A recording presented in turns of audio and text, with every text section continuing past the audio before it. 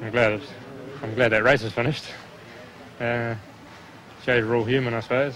We won 2 and lost 1, I suppose. Bugger of a one to lose.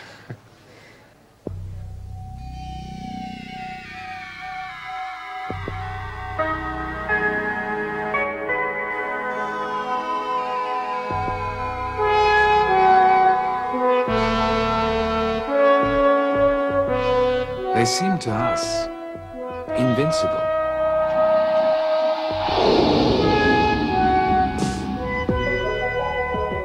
Style and performance that already made their mark. Their medal was to be for us, as well as them. The perfect end to the perfect story.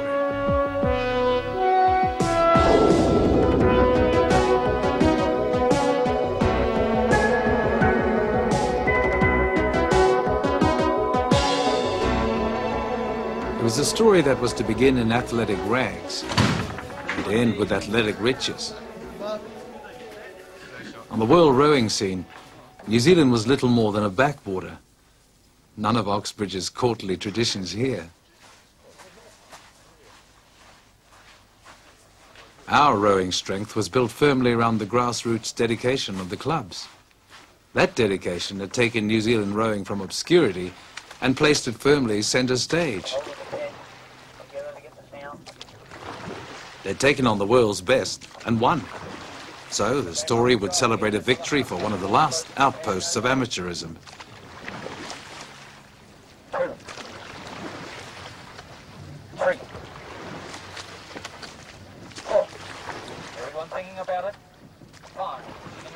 Even at club level, the call on time and effort is demanding. Training is often 6 days a week. That's good. That's good belt together. Rolled up. There's little, if any, place for social rowing. Standards are kept high by rowing only to race.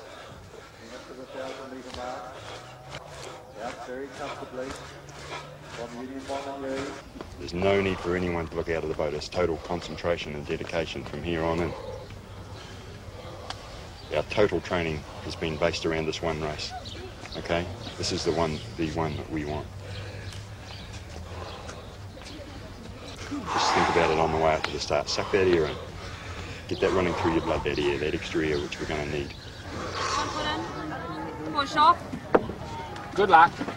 And don't forget, you know, tap, tap. Okay, you know. Good on you, love. Okay, back it down, whole crew. You'll be right. Move away before that wind blows you over. No matter what the level, there is every opportunity to race. And in New Zealand, they race more than anywhere else in the world.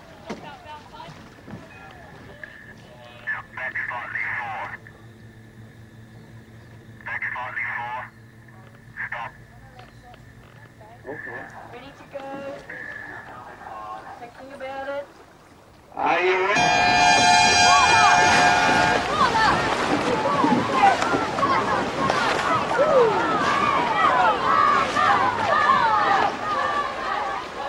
Of course, it was no accident that we had eyes only for the 8. For 20 years, they'd been the spearhead of the nation's assault on world rowing. From fierce club rivalry, New Zealand had produced an 8 which had taken the past 2 world championships with ease. So the story would also be about the best rowers in the world.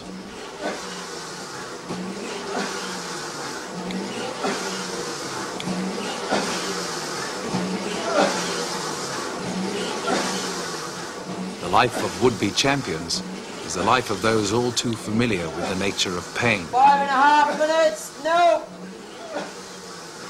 Wired like laboratory animals, 32. the top rowers in this country must undergo one of the most demanding trials asked of any sportsman.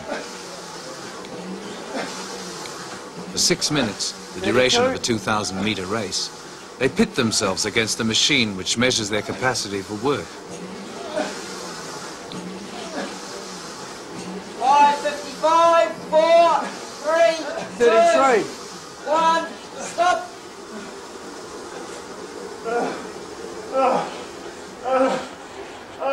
4, 8, 4.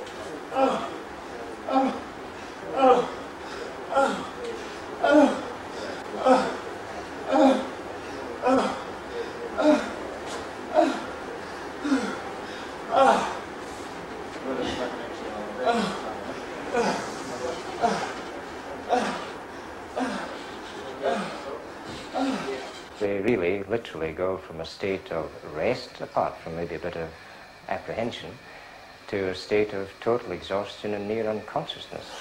35. 5:55. 4, 3, 2, 1. Stop.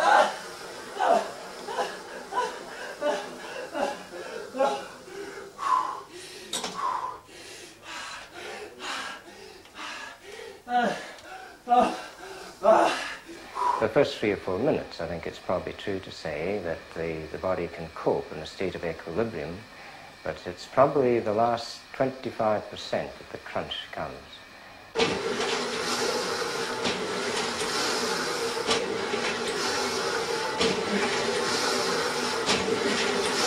5:55. 4, 3, 2, 1. Stop.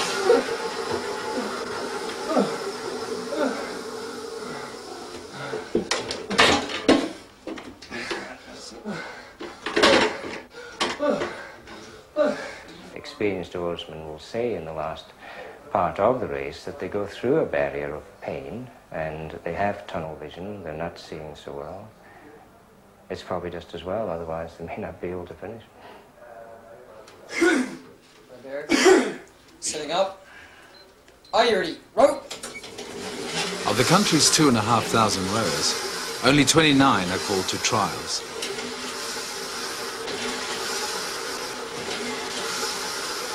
Most have made it here by virtue of their winning form at the national champs.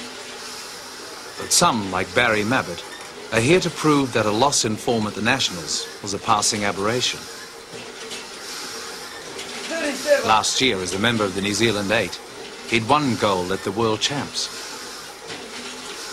It seemed then that he could look with confidence to repeating that effort at the Los Angeles Olympics. Instead, he was now faced with a do-or-die effort just to hang on to his place in the crew. 5, 4, 3, 2, 1. Stop. 40.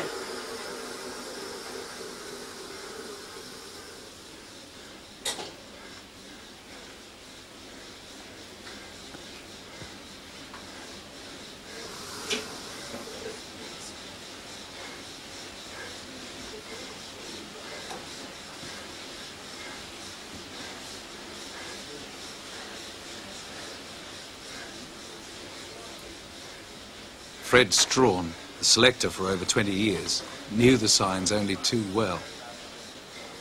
Rowers battling to hold themselves together while the body continued its slide toward total exhaustion.